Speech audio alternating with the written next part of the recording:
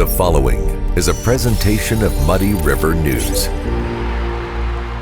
Welcome to Muddy River News this week. I'm Bob Gough. My guest is Judge Chris Pratt. Welcome. Thank you. I think the last time we talked, you were just changing positions and getting on the bench. How's the robe feel so far?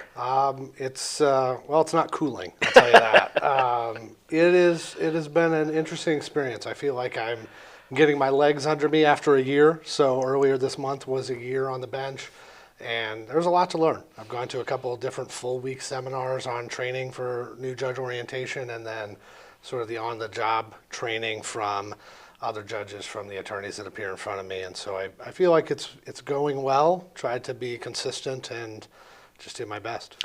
You are, and of course, once you get appointed, you have to run for retention, I guess, election. Well, it's election. It's an election this time. It's election the first time, yes. And then if I'm lucky enough to get the support of the people, then it would be retention every 6 years thereafter. Every 6 years, okay. And this is an at-large circuit for the entire 8th Circuit, correct? All 8 counties, all the way over to Menard. And those and people don't realize, as when I worked on the Brenner campaign years ago, you're basically running for a state senate seat. Mm-hmm. It feels like, because you have to go to that many counties, and you have to get to know all the people there, and you shouldn't take any of them for granted, and you shouldn't take their votes for granted.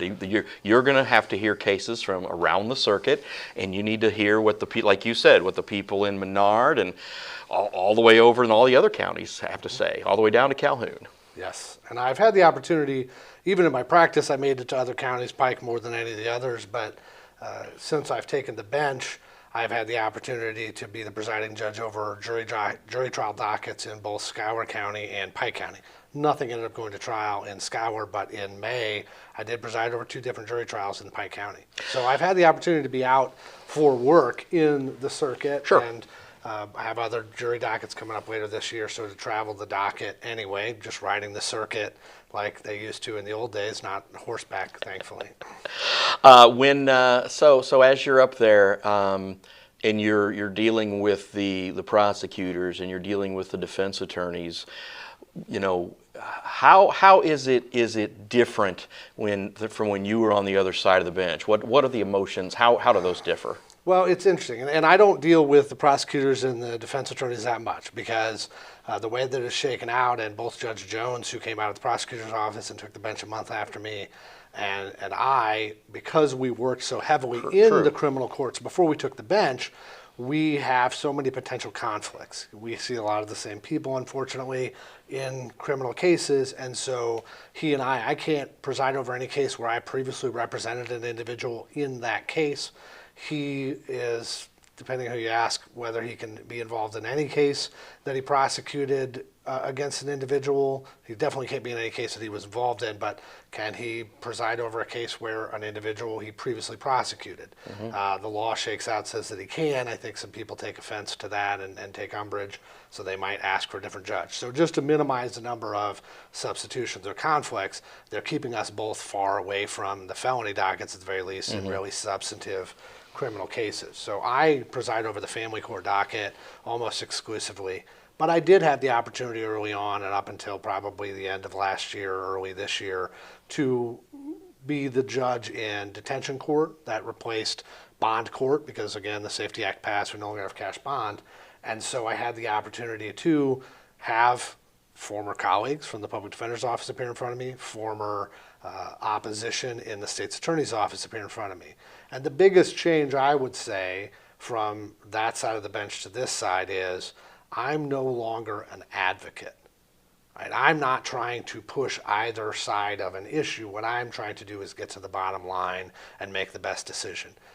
And that's difficult. It's a difficult change to have gone from a decade and a half of legal practice and all of the education before that, where they teach you to be an advocate, mm-hmm. to promote your side of the issue and do your best to get an outcome for your side, and have to shut that part of your brain off and go into, all right, I may be able to think this side has some points that they could have argued and they didn't. Do I want to explore that? Do I, the resist, let me ask some questions as the judge that every attorney hates, yeah. is a hard thing to resist. Now, I get the benefit in family court because my goal is different than a lot of other courts. My overarching goal is what's in the best interest of the child or the children that are involved.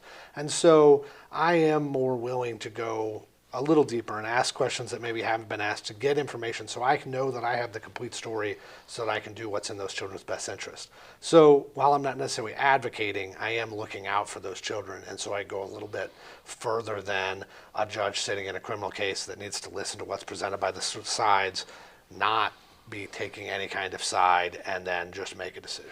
Like you said, family court, it affects so many lives, and again, you've really got to do what's best for those kids. And again, there's, as you know better than anybody after being in that situation, in any of those situations, there's the truth, there's one side, there's the other side, and then there's a little something in the middle.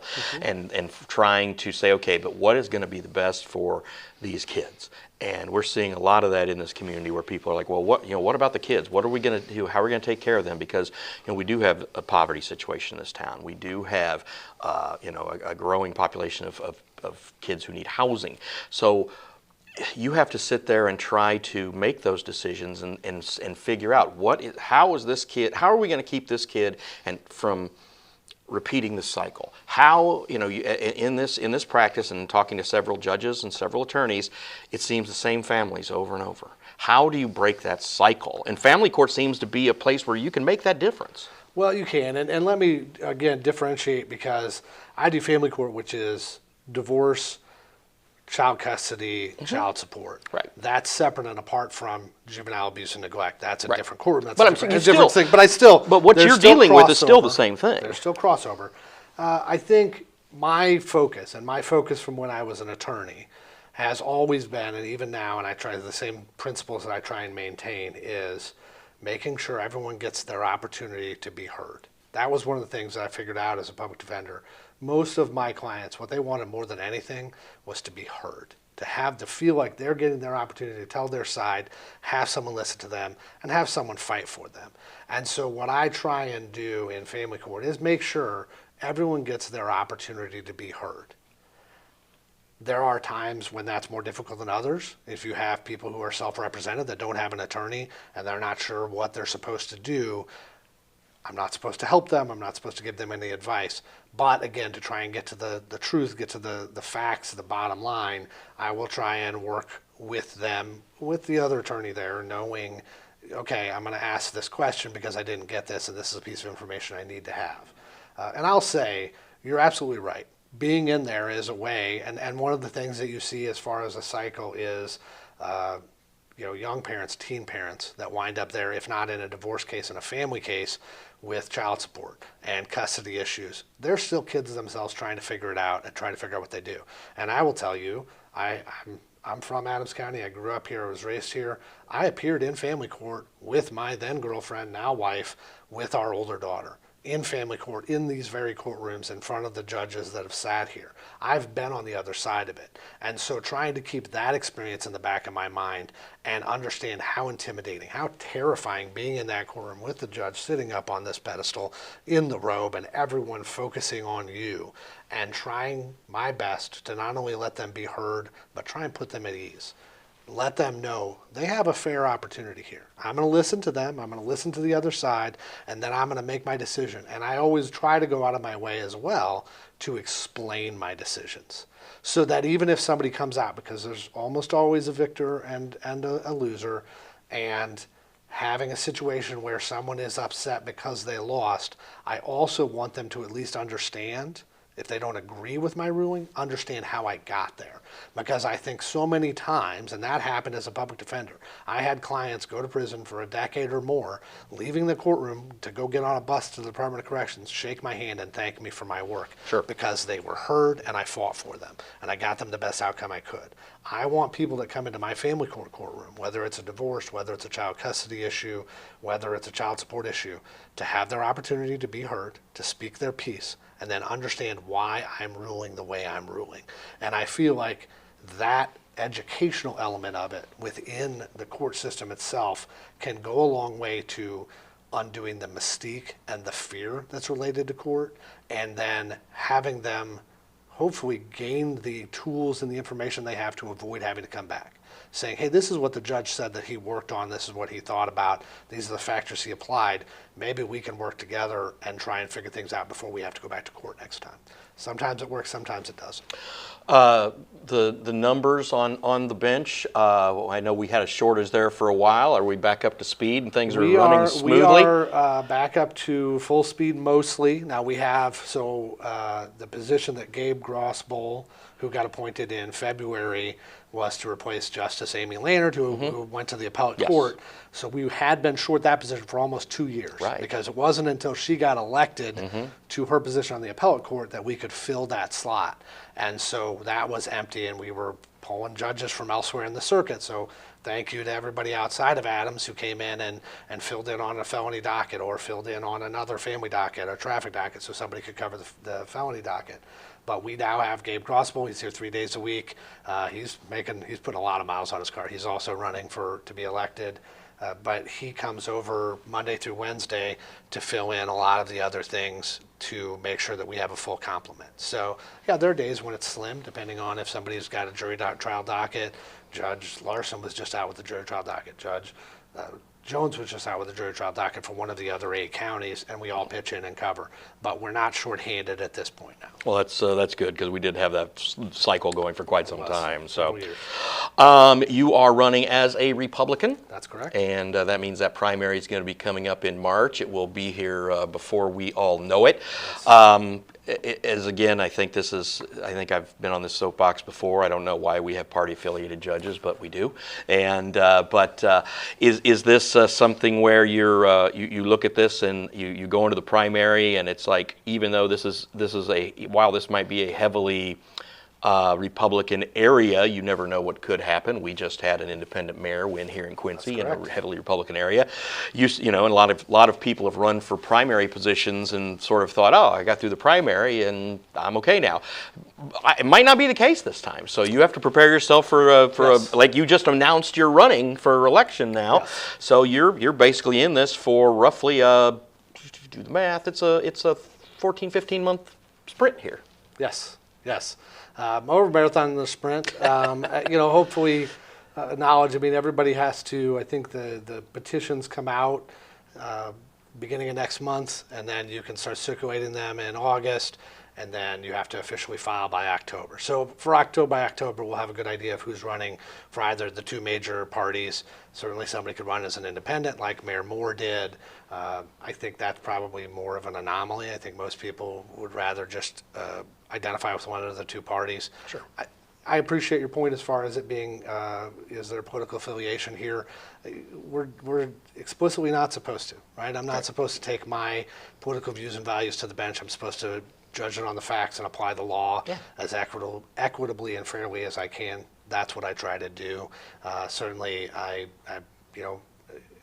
when I was running briefly in Hancock County for state's attorney, I was running as a Republican, here, and we'll see. No one else has officially declared to run against me either as a Republican or Democrat. We'll see. There's been some rumblings from people. Sure, always is. But yeah, we're being prepared, and it gives me an opportunity and more incentive to get out into the circuit, not just Adams County, but those other 7 counties, and get to know people. I've been at a couple of fairs already shaking hands. I'm going to be down at Washington Park at Blues in the District tonight shaking hands, and I'll be, the next 2 months at fairs and different events shaking hands and trying to get to know people and let them put a face to the name, hopefully, of the signs that people are seeing. And as I was about to say, enjoy parade and fair season. Thank you for your time and best of luck. All right, appreciate it. All right, we will be back here shortly. Have a chat with Scott Edlin to get you caught up on what's going on with Gem City Concerts. On an upcoming Muddy River Gems, brought to you by Dot Foods, what might be Missouri's best kept secret, the Lay Center of Art and Nature. Well, it was a dream of Henry Lay, and it wasn't until I was working for him for a few weeks that he started talking about creating this outdoor sculpture park, and I didn't know what to think about that. And I couldn't imagine, but he spent hours with an aerial map and trying to figure out the paths that he wanted to take and where he wanted sculptures at. That's coming up on the next Muddy River Gem, brought to you by Dot Foods. I'm with Scott Edlin from Gem City Concert Series. Talk a little more about the event, the update coming up, some rescheduling going on. Some rescheduling. All right, let's talk about it. So Michael's canceled. So I didn't want to give up, and I still wanted to bring country that Friday night to Quincy. It's been a struggle, very stressful, but we have two of the hottest up-and-coming artists coming to Quincy. Yeah, Gavin Adcock's latest single just dropped. Just dropped today. So it'll be a heck of a show, and the date again is? July 18th. All right, so it's, and besides Gavin Adcock, who else is coming to town? Graham Barham, he just booked his own headlining shows in a couple months, I think that kicks off. So, and then we added Cliff, MC, DJ from Tailgate and Tall Boys. He's known to start the party off, so he's coming to us. Well, good deal. Now, I think that, Tailgates and Tall Boys has a really big following here, and a lot of people went up to Bloomington to check them out, check that out last time. And, it's really cool if, trying to build Gem City concerts into something along those lines. And I really think that, bringing in these up-and-coming artists, great way to do it. And again, if you, on the Michael show, he ended up having to go to Chicago for a show, fine. But we can, your tickets though, we can move them over or you get refunds, right? Right. Okay, so that's all taken care of. And again, I think if anybody just takes the time to head down there and spend the time down there this year for just Gavin Adcock's going to put on a heck of a show. It is country, but it's a heck of a show. Oh yeah, no, it gets rowdy. Yeah, I think that again, mostly that's what Tailgates and Tall Boys is, anyways, country acts. So I think that I think again, trying to replicate that and bringing in these young up and coming guys, I think it's going to be a heck of a party. We do. We have a July 4th ticket sale that's launched. So it's buy 4 tickets, GA tickets, general admission for $140. That's a good deal. We're going to run that through July 4th. I think it ends July 6th or 7th. Okay. All right. So once again, July 18th for Gavin Adcock and the rest of the show there. Just get your tickets. Gem City Concert Series. They're all over Facebook, and you can just click there and go and buy your tickets. And again, it's going to be one heck of a show there down on the river. And I think again, just we're trying to help build up this event. So for each year, you just want to get a little bigger and a little better. Going from 2 nights to 1 night this year, just the way stuff happens. But I think if you come down there and have a good time, there we'll certainly be ready to gear things up again here shortly. I do want to add, the pit tickets, they are selling fast. So if you want a pit ticket, there were so many upgrades at the gate. From if you had a general admission ticket and they wanted to upgrade, we're going to be sold out. Yeah. So and the pit VIP, same thing kind of? Yeah, kind of the same thing. All right. Air conditioned restroom. Yeah. Your own bars. Yeah. Up close. Just a good experience. And down in Lincoln Park on the riverfront, again, it's going to be just a lot of fun down there. And again, I think it's July is going to be real busy throughout the area, but make sure you go ahead and square that night away to come down and just have a great time on the riverfront of the Gem City Concert Series. So thanks. I'm excited. I am too. I think it's going to be a lot of fun. So thanks again for stopping by for the update, man. Thank you. All right. Muddy River News. Our home, our news.